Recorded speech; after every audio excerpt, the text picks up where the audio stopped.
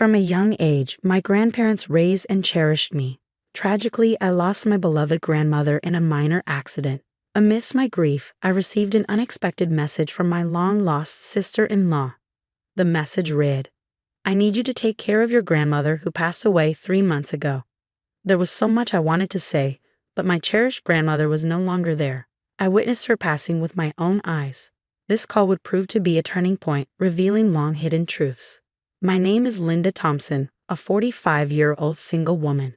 The last significant male relationship I had was during my college years. After parting ways with him, I immersed myself in the working world, joining a major cosmetics company's marketing department. Overtime and weekend shifts became the norm. Before I knew it, I had missed my chance at marriage. 6 years ago, I switched careers, moving to a desk job at a nursing home. Previously, I commuted for an hour and a half each way on packed trains. Making it back home on the last train felt like luck. Now, I work just a 10-minute bike ride away from home. My current job offers standard days off and overtime is rare. However, these weren't the reasons I changed jobs. I've never left my childhood home. I'm confident in my finances and take pride in my household skills. So why haven't I moved out? Because I love my family, especially my dear grandmother. I was born and raised in California. My family consists of my parents, grandparents, and my older brother, Brian, who is 5 years my senior. He is now 50 years old. Although I love my family, my relationship with Brian is complicated. I used to adore him as my brother. He was a gentle, protective sibling. However, Brian changed after college, securing a job in car sales, moving out early, and marrying a colleague 2 years later. From that point on, we drifted apart. He never returned to our childhood home, not for Thanksgiving, spring break, or even Christmas. All I know is that he lives somewhere in the South, but the details are vague. I can't remember the last time I saw Brian's face or heard his voice. It feels like it's been at least 5 years since we last spoke. His parting words were, "Ever since I became a manager, I've been super busy. I'm leaving everything home related to you." My impression of him is that he has become detached and unfeeling. This prompted my career change and decision to stay in my childhood home, ensuring it remained protected. Both my parents are retired. My 93-year-old grandfather suffered a stroke a few years ago, but has since recovered. Though he requires constant care and cannot live independently, my parents are currently caring for him. Then there's my grandmother, Betty Thompson, aged 92. My beloved Grandma Betty played a central role in raising my siblings and me. While my parents worked, my grandparents, particularly Grandma Betty, looked after us and taught me so much. I needed to survive these days. Though Grandma Betty couldn't go out much, she was lively enough to walk freely around the house. That's why I switched jobs to work at a nursing home, allowing me to take care of her if anything happened. As I prepared to leave for work one morning, Grandma Betty called out to me. "When you forgot something, huh?" she asked. "I haven't forgotten anything," I replied. "Here, have some hard candies," she said, handing me a few black licorice candies. "Right, thanks," I responded, smiling. Licorice had always been a favorite treat for both Grandma Betty and me. I slipped the candies into my suit pocket and left the house with a smile. Then tragedy struck suddenly. Grandma Betty had a severe accident. According to my father, she had been hanging laundry on the upstairs balcony when she missed a step on the stairs and fell. This was something we had always feared. We had often told her to leave the laundry to Mom and Dad because the stairs were dangerous.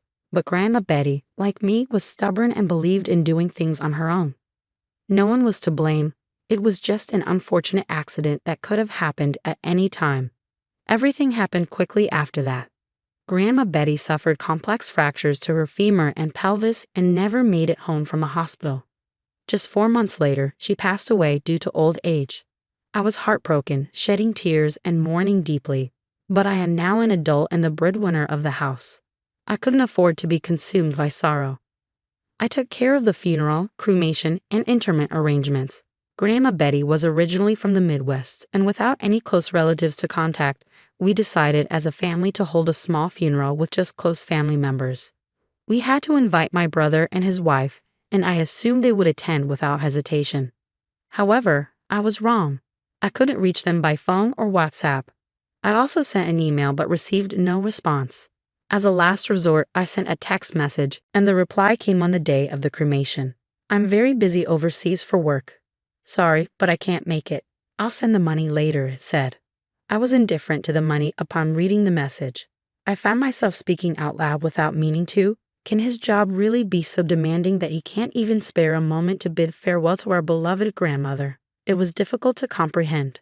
As I placed flowers, a photo of Grandpa, and her favorite black candy in Grandma's casket, her makeup perfectly applied as if she were merely asleep, my perception of my brother shifted. From that moment on, I began to harbor resentment toward him. Time moved on, and now it is winter. For me, the changing seasons don't matter much. It feels the same whether it's spring, summer, autumn, or winter. I've even contemplated leaving my job.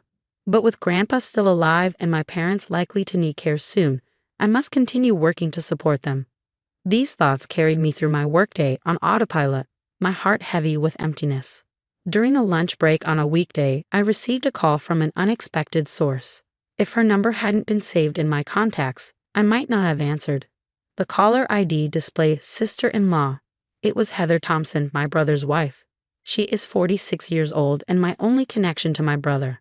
I remember only a brief conversation with her after their wedding. Why would she be calling now? I considered ignoring the call, but the persistent ringing convinced me to answer. Yes, this is Linda, I said. Sorry to disturb you at work, Heather began apologetically. This is Heather, Brian's wife. It's been a while. Despite her higher position and age, Heather always approached us with a humble attitude. When she chose to marry my brother, she made sure to introduce herself to my parents and me, even on my brother's behalf. In short, she's a kind person, which made her unexpected call all the more puzzling. It's all right, I replied. But do you need something? I tried my best to sound calm as I asked the question. Heather hesitated for a moment, her voice uncertain. It's hard for me to bring this up. It's about Betty, your grandmother. What happened to my grandmother? I asked, trying to keep my voice steady. We've been taking care of her on my husband's orders, but the time we agreed upon has already passed, Heather said. Can you come and pick her up? I struggled to grasp what Heather was saying. Wait, you're saying you've been taking care of my grandmother Betty, who died 3 months ago? After a moment of confusion, I asked the question, aware that it sounded nonsensical. Heather's reply was equally puzzling. Yes, we've been taking care of Betty at our place. Wait, she died 3 months ago, she said, her voice filled with genuine surprise. Why don't we take a moment to calm down? I suggested, and Heather agreed. After a few minutes, I collected myself and carefully explained to Heather that my grandmother had passed away. In contrast, Heather's response was bewildering. She claimed that Brian and Heather had been told my grandmother needed care and took her in until arrangements could be made. They had been living with my grandmother at their home. This led me to two possible conclusions. Either Heather and I were both not lying, which seemed unlikely, or my brother Brian was the one not telling the truth. I had considered the possibility of such a blatant lie from him, even though it would be quickly exposed. But there were matters I needed to address before pursuing this further. I wanted to contact Brian right away, but he remained practically unreachable on his mobile phone. I told Heather that I had never used my husband's cell phone. He wouldn't allow it. However, she suggested that she could talk to him on her cell phone while he was at home. He's been working remotely more often lately, I interjected. I think if I ask, he'd probably be willing to have a video call. While I believed in the power of face-to-face persuasion, there was a problem. I wasn't even sure where they were living now. We've been living in my city in California for over 10 years, so it's easy for us to visit your house, Linda, Heather said. For now, we agreed to talk to Brian on Heather's cell phone that night and ended the call. We devised various other plans, but I couldn't shake off the feeling of unease. I-City was just the next town over, but how much lying would satisfy him? Expecting me to care for a stranger's elderly woman just months after Grandma passed away was too much. It was repugnant. When I got home, I called Brian on Heather's cell phone at the agreed time of 8 p.m. By the way, Heather was also waiting in my room at home, thanks to her kindness and enthusiasm. Despite my constant attempts to contact him, Brian answered Heather's cell phone after just 3 rings. I made sure Heather could hear the conversation by putting the sound on speaker. Where are you right now? You haven't even prepared dinner, he said in an imposing and arrogant tone. He wasn't the same Brian anymore. It's me, Brian, I declared, He seemed confused by my sudden interruption. I braced myself, waiting for my brother's next words. "That's Linda, isn't it? Where's Heather?" he asked. "I'm here," Heather replied assertively. "Why are you with Linda?" Brian fumbled, then quickly regained his composure. "Did you tell Linda about that matter?" he asked. "Yes, I did," she responded calmly. "I told you it was too soon to discuss it," he exclaimed, revealing a sudden shift in his attitude about the issue. I assumed he was referring to our grandmother. "I heard from Heather that you've been working remotely lately," I began. "What about it?" I could almost see the scowl on my brother's face. "Why don't we talk face to face using a remote work app from now on?" I suggested. "I'll send you the ID and password." "If you refuse, I'll take Linda and return home," Heather offered as a backup plan. Reluctantly, my brother agreed. I sent the ID and password using Heather's phone, and we waited for him to join. Soon my brother's face appeared on the screen, slightly fuller than before, but unmistakably him. "It's Brian. So what's so important that we have to talk face to face?" "I'm busy," he said, attempting to downplay the situation and infuriating me further. "Isn't it obvious? This is about our grandmother." "What do you mean by asking us to take in our grandmother who died 3 months ago?" I questioned. To my astonishment, he responded calmly, "You must be misunderstanding something. Our grandmother isn't dead. I'm taking care of her at my place." "Linda, you asked for this, didn't you?" I was at a loss for words. Was my brother really this scared of Heather finding out the truth? Could he truly be capable of such deception? I was shocked to think that this was my own brother. I was so furious that I was close to tears. "But I sent you a text message," I said through choked sobs. "I don't remember that. Grandma's here with me right now. Do you want me to bring her over?" Brian's defiance left no room for my tears. "Yes, bring her here," I demanded. Brian left his seat and returned a few minutes later with an elderly woman in a wheelchair. "Say hello, Grandma," he prompted. "Linda, it's been a while. I'm Betty," the old woman spoke slowly. I wish she would stop this farce. Anger surged through me again. This woman was not my beloved grandmother. The old woman on the screen bore no resemblance to my grandma. My grandmother would never have called me Linda. Brian seemed committed to denying reality to the bitter end. "She's a completely different person," I argued. "As people age, their appearance changes. She's been showing signs of dementia recently, so it's possible her memories of you are unclear." "Are you denying the death certificate filed with the district office?" I pressed. "Of course not," Brian smirked. "Documents can be easily forged these days." I was prepared for this. I had a plan. "Just wait, I'll show you some evidence too," I said, leaving the room. I left the room, leaving Brian bewildered behind me, and returned a few minutes later with my own evidence. I returned to my room with the evidence in hand. "Well, isn't it, Brian? Long time no see, you ungrateful one," I called out. "Grandpa, you were supposed to be bedridden," Brian said, taken aback by the sudden evidence. His eyes widened. "I was prepared to die at one point, but I still can't go to the bathroom on my own." "My brain is still sharp, though," Grandpa continued. "I've heard all about it from Linda. Are you saying the woman next to you is my wife, Betty?" "Nonsense. Betty was far more beautiful." Cornered, Brian hung up the phone, likely trying to end the video call. Heather, who had been silent until now, spoke up. "Are you running away, Brian? Going to Catherine's place?" Brian's face paled, visible even through the computer screen. "How do you know that?" he asked, clearly flustered. "I've suspected it for a while, Brian. You've underestimated me. Your grandmother often mentioned Catherine," Heather revealed. "Catherine? That's not my name or my mother's," I replied.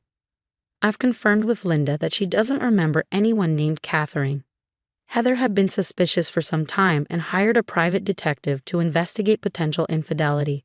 The results came quickly, pictures of Brian at the scene of the affair. It turned out Catherine's grandmother was the one Brian had been caring for, and he had been preparing various things to divorce Heather and remarry Catherine. Brian's relationship with Catherine, a subordinate in her late 20s at work, was part of a plan to win her favor. He was trying to move Catherine's grandmother into a care home while trying to remove his own family from our home. This was all part of his plan to divorce Heather without any blame and remarry Catherine. Heather had proven all of this and approached me honestly. She was an exceptionally intelligent woman, despite her unassuming appearance and demeanor. Do you have anything to say? I asked Brian, prepared only to listen. I'm really sorry. Please forgive me. I never intended to deceive you, and Heather, I apologize to you as well. I'll end things with Catherine, Brian said, bowing his head through the screen. Advancements in technology these days make it easy to see his tearful face clearly from afar. Grandpa, please help me, he pleaded. Fool. After using Betty and betraying my beloved granddaughter and daughter-in-law, I never want to see your face again. This is the last time. Linda, you too, Grandpa said sternly. I never want to see your face again either. Heather, I've already completed the divorce mediation process. I'm returning to my parents' house, so we'll see each other in court next. Goodbye, big brother, I said before ending the remote conversation on my laptop. As the seasons changed and the autumn equinox arrived, I visited my grandmother's grave alone. With my hands clasped together, I reflected on the events that had transpired. Brian's divorce from Heather was settled in her favor. He was ordered to pay a substantial amount of alimony and returned home in tears at one point. Thanks to Grandpa, who remains mentally sharp, Brian was virtually disowned. His will now states that Brian is no longer family. Brian had hoped to remarry Catherine, but his situation was no longer appealing. Divorced in his 50s and deeply in debt, he struggled to find another job after quitting his longtime position at the car dealership. He now lives in a modest one-bedroom apartment, working odd jobs and paying alimony. It's a classic case of reaping what you sow. Most of my information about Brian came from Heather. We became friends after everything settled, and we often spend time together. Grandmother, I'll come again, I said as I stood up from her gravestone. A strong breeze blew, and I heard a voice I adored. Lynn, thank you. Please take care of your grandpa for a little while, the voice said. I muttered, Grandmother, and suddenly realized I was holding something in my right hand, a piece of black licorice candy. It was odd because I hadn't brought any as an offering. I'm not particularly religious, but could it be a sign from my grandmother? Perhaps not. There's always black licorice at the altar, so I must have unconsciously picked one up and forgotten about it. Still, the thought of my grandmother watching over me gave me strength. Thank you, Grandmother, I murmured, looking up at the sky. Then I left the graveyard, feeling a sense of peace.